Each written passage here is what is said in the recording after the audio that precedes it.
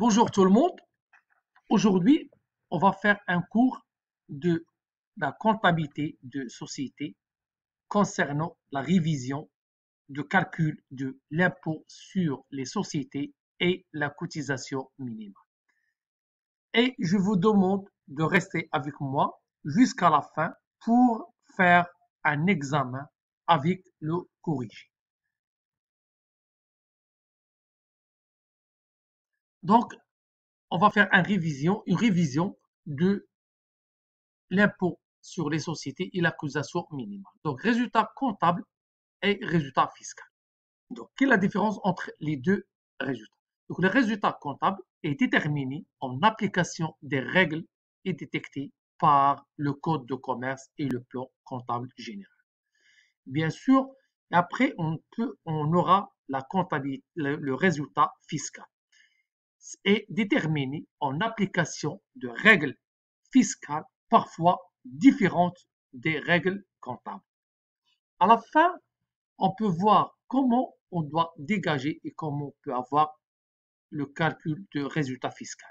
Donc, le résultat fiscal, il faudra retraiter extra-comptablement le résultat comptable.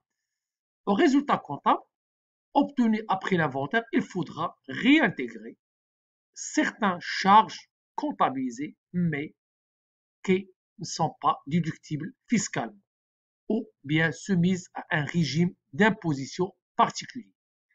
Et bien sûr, qui dit réintégration, il y a une déduire ou bien une déduction de certains produits comptabilisés non imposables ou imposables à des conditions particulières. Donc, ici, comment on doit calculer l'IS et la cotisation minimale? L'impôt sur les sociétés est calculé sur la base du résultat fiscal. Cependant, son montant ne peut être inférieur à la cotisation minimale, que ce soit le chiffre de l'IS. Donc, l'IS théorique est égal à le résultat fiscal fois le taux. Le taux normal de l'IS au Maroc est fixé à 10% ou bien 20%. Eh bien, il y a d'autres pourcentages, mais sont des cas spéciaux.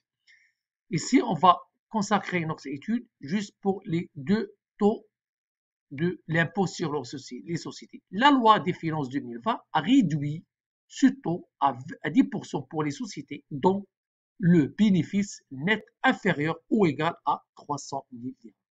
Et bien sûr, le taux de 20% pour les sociétés qui dépassent 300 000 dirhams de résultat net. Et par contre, le calcul de la cotisation minimale, c'est le chiffre d'affaires pour les produits financiers plus les subventions et dons reçus fois 0,50%. Après avoir calculé l'IS et la cotisation minimale, il convient de déterminer le montant de l'impôt dû de l'exercice comptable. Trois cas peuvent être distingués. Premier cas, on peut avoir que la cotisation minimale est supérieure à l'IS. Dans ce cas, on doit payer la cotisation minimale. Deuxième cas, c'est la cotisation minimale inférieure à l'IS. Donc, dans ce cas, on doit payer le montant de l'IS. Et si les cotisations minimales égales à l'IS, dans ce cas, on paye l'IS, bien sûr, ou bien la cotisation minimale, c'est pareil. Remarque, donc, la cotisation minimale payée au titre d'un exercice déficitaire ainsi que l'excédent de la cotisation minimale sur le montant de l'impôt dû l'IS au titre d'un exercice donné sont imputés sur l'excédent de l'impôt dû sur la cotisation minimale exigible au titre de l'exercice qui suit. C'est-à-dire, si on paye la cotisation minimale ici, la cotisation minimale supérieure à l'IS, dans ce cas, la différence de cotisation minimale avec l'IS, elle reste à imputer sur les exercices des années qui suivent. À défaut de cet excédent ou en cas d'un excédent insuffisant, le reliquat de la cotisation minimale non imputée peut être déduit du montant de l'impôt dû des trois exercices qui suivent l'exercice de l'année. Maintenant, on va faire l'énoncé de l'examen Comme ça, on va faire l'étude concrète pour bien assimiler ce qu'on a vu tout à l'heure. La société Omnium Industries est une société anonyme au capital de 1 500 000 dirhams, libérée à 75%. Il n'est pas libérée totalement. Dans ce cas, il faut faire attention par la suite. Sysis à Casablanca, elle est spécialisée dans la fabrication de composants chimiques utilisés dans l'industrie pharmaceutique et dans l'agriculture. La production de la société est destinée au Maroc, au marché local, mais elle dispose d'une filiale installée depuis 2 ans en Tunisie pour satisfaire la demande de ce marché. Ayant connu des difficultés financières suite à sa délocalisation, la société a affiché durant les 2 derniers exercices des déficits fiscaux de 125 000 en 1998 et 95 800 en 1999, dont 20% correspond à des amortissements régulièrement comptabilisés. Au titre de l'année 2000, elle a réalisé un bénéfice comptable de 362 500. Sa filiale de Tunisie dégage quant à elle une perte de 178 200 dirhams. Afin de déterminer le résultat fiscal de la société, une analyse de ses comptes de gestion a été effectuée. Les éléments suivants en ressortant. Dans les comptes de produits, on relève notamment en dirhams achetés. Chiffre d'affaires 5 852 000 dirhams. Dividendes revenant d'une société cotée à la bourse, des valeurs de 57 000 dirhams. Produits accessoires. Revenez de location d'un atelier équipé que l'entreprise utilisait pour l'entretien de son matériel. 195 000 transports facturés par la société aux clients pour lesquels ces véhicules assurent des livraisons 87 800. Il y a un autre point, redevance sur un brevet concédé à une société marocaine de 236 000 dirhams. Dans le compte de charge, des frais de répartition d'une machine s'élèvent à 27 650 dirhams hors taxes et qui ont été réglés en espèces. Il faut faire attention, la règle de combien on doit payer en espèces, et ici on a une facture qui affiche un montant de 27 650 dirhams, qui dépasse 10 000 dirhams. Il faut faire attention de ce point. Les frais de déplacement d'un attaché commercial du mot justifie 5 400 dirhams hors taxe. Donc, les frais de déplacement sont déductibles à la hauteur de TTC. Un associé administrateur a laissé en compte courant au long de l'année 2000 420 000 dirhams sont rémunérés au taux de 14%. Le taux autorisé est de 11%. Dans ce point, il faut faire attention que le capital, est-ce que le capital de la société est totalement libéré ou bien? Donc, il faut faire attention de chaque point. Une prime d'assurance vie pour ce premium contre la disposition du président directeur général. L'assurance est contractée au profit de la société, montant de la prime de 7 400 dirhams par an. Les acomptes provisionnels nets de l'IS, c'est 94 000 dirhams. La taxe spéciale sur les véhicules automobiles concernant 2 voitures, l'une inscrite au bilan de la société 4 500, l'autre appartenant au directeur commercial 2 200 dirhams. Des amendes pour l'infraction au code de la route commises par des véhicules appartenant à l'entreprise 1600 dirhams. Et bien sûr ici, le point de l'amortissement des voitures de tourisme acquises début avril 2000 pour un montant de 240 000 dirhams en taxe. L'annuité passée en comptabilité a été calculée comme suit. 240 000 fois 20% est égal à 48 000 dirhams. Il a calculé pour toute l'année.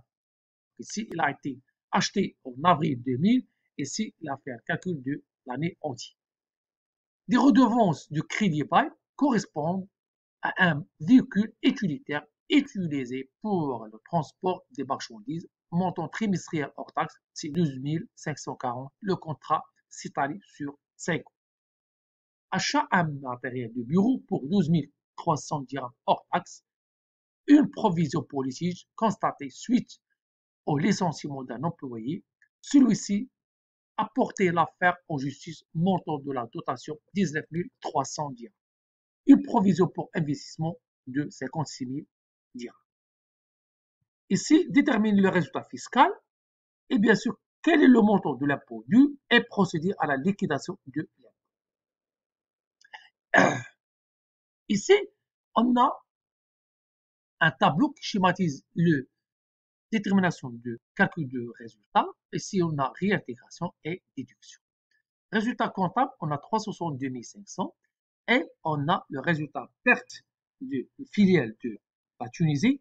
Normalement, on ne doit pas intégrer dans le résultat fiscal parce que la société est hors Maroc, donc n'a pas assujetti à l'impôt sur les sociétés. Dividende de produits exonéré de l'IS parce qu'il y a un abattement de 100% de 57 000 dirhams. Ici, les frais de répartition, donc le montant a été payé en espèces, alors que le montant, on doit réintégrer 50% de la valeur de cette répartition. Ici, les frais de déplacement, c'est déductible à la hauteur de la valeur de la répartition à TTC, c'est pas hors taxe. Donc, on a 5400 dirhams fois 20% est égal à 1080. On doit déduire ce montant. Et les intérêts sur le compte courant de l'associé, normalement, il n'a pas été entièrement libéré. Donc, dans ce cas, il n'est pas réintégré ce produit. Donc, il ne sont pas un produit déductible de 58 800 dirhams. Donc, prime d'assurance. Donc, l'assurance est contractée au profit de la société. Les primes versées viennent en diminution de l'indemnité que la société encaissera lors de la réalisation du sinistre.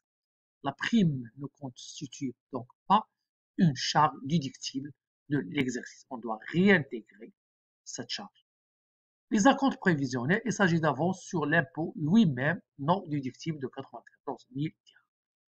Donc ici, l'exploitation déductible, celle relative à la voiture personnelle du directeur commercial et n'est pas déductible. On doit réintégrer 2200 dirhams. Amende, c'est 1600 dirhams, on doit les réintégrer. Et la même chose pour les amortissements, on doit calculer juste les 9 mois qui a été mobilisé pour la société, ce n'est pas une année entière, on doit réintégrer 18 000 dirhams. Et pour achat de matériel du bureau, c'est une immobilisation amortissable qui doit être enregistrée à l'actif du bilan, donc on doit réintégrer 12 300 dirhams. Ici, l'amortissement, c'est la même chose, c'est 10%, c'est 1230. Et il y a le total de réintégration 570 000 moins 59 000. Ça fait un résultat fiscal de l'exercice 511 000 dirhams. Et le déficit d'amortissement hors de 98, c'est 180 000. Et déficit fiscal hors amortissement 99, c'est 76 000. Un résultat fiscal après l'imputation des déficits fiscaux affiche un montant de 254 675 dirhams. Ici, bien sûr, déficit correspond à des amortissements 98-99. Après, on a résultat net fiscal 190 515. L'accusation minimale, si nous donne un montant de 31 851. Et bien sûr, on prend l'exemple de taux de l'IS, c'est taux de 35%. L'IS est égal à 190 000 fois 35%, affiche 66 680. Donc, l'IS supérieur à l'accusation minimale. Dans ce cas, on va payer l'IS de 66 680. Or, l'entreprise a déjà versé 94 000 sous forme d'acompte prévisionnel. On doit faire 66 000 moins 94 000 qui reste moins 27 320 qu'il doit imputera sur les acomptes provisionnels de l'exercice de 2001. Ici, je vous demande de n'hésitez pas à vous abonner à ma chaîne et je vous remercie tout le monde. Merci.